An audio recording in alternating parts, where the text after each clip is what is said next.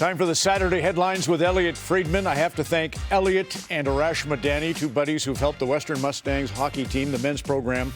You've done it now twice at dinner that I did last night in London. They lost tonight. I have my usual touch. They lost to Brock in a great game, 3-2.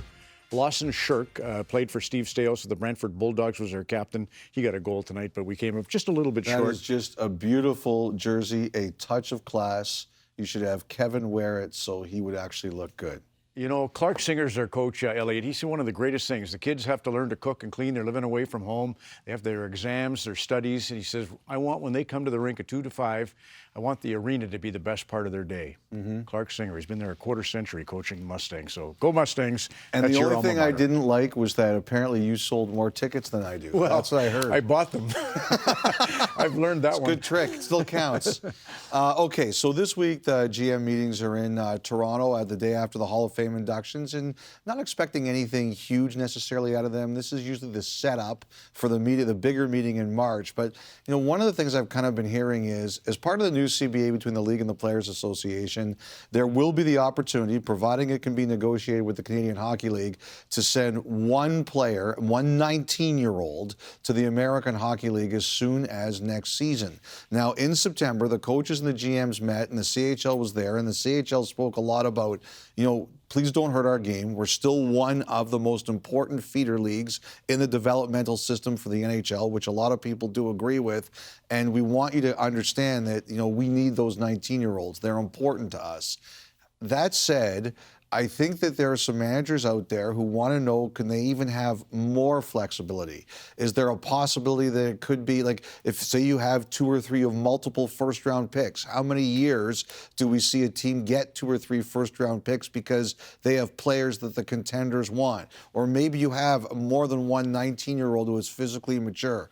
I don't know where it's going to go, Ron. I don't know if that's going to be allowed to happen. The PA would have a say in that too. But one thing I'm definitely hearing is teams, especially now, we're in the Wild West phase of development of junior hockey in North America. Players are all over the place. They have more control and more say than ever, which is no problem.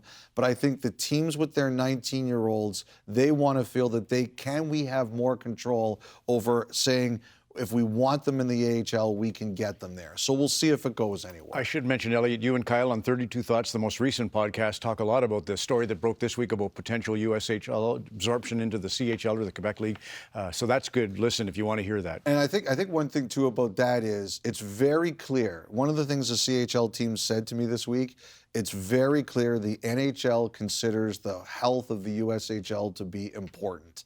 And I think there are some people worried about it. And so I think the NHL feels very strongly that the USHL needs to be protected. And Zane Parekh at Calgary, as an example, is part of that conversation, and he got hurt last night. So yeah, so he can't go back. He can't go to the American Hockey League, and they don't want to send him back to juniors. They say he's too good. They said today, week to week, kind of a strange play there with Nick Foligno. Nothing dirty about that at all, week to week. Frank Nazar was hurt in that game, and we'll see if he plays tomorrow night. We'll see if he's able to go. Stolarz, Woll. Okay, so Stolarz got pulled tonight in the game that we were watching in Toronto. The Maple Leafs have a back-to-back. They play Carolina Sunday night in the Hall of Fame game, and I wondered if Stolarz got pulled so they could have him available for that one.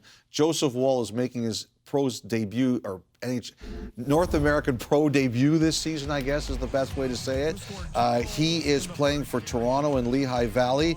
The plan was for him to play probably about 30 minutes. He played 36. Gave up 3 goals, down 3-1, but he is there tonight. I wouldn't expect him to be able to play for the Maple Leafs tomorrow. It's his first game and he played 36 minutes, but he's back. The other thing that we're keeping an eye on around Toronto is David Kampf. You know, he's been suspended because he's just not playing. He's made it clear he doesn't want to play in the American Hockey League anymore. We've talked about the possibility of contract termination. I have heard one of the issues there is that he received signing bonus this year. So there's been a bit of a conversation about if the contract gets terminated, should he have to return some of the signing bonus? And I sense that the league and the Players Association are involved in this part of the conversation, and you can guess which side either one of those is on. So the hope is that it's going to be sorted out by Monday, but I did hear the idea about should he have to return a chunk of the signing bonus was one of the things that prolonged this. A lot of good state of the game stuff there, Elliotte. Thank you. Leon Stickle. Kelly Rudy said one of his favorite officials ever in the NHL. Leon officiated as a linesman over 2,000 games, 6 Stanley Cups, 2 Canada Cups, you name it, 4 All-Stars. Just love the guy. He died at the age of 77 this week. I know at the Milton Sports Hall of Fame this week, Rod McLaughlin and the gang will do a nice tribute. But Nancy, his wife, 58 years they're married. I always said with Leon, and I was the ref, as you know, so I looked up to Leon, and he treated the lines, all those different lines on the ice, like a handshake, not handcuffs. He was in partnership with the players in everything that he did. So our love to Leon Stickle.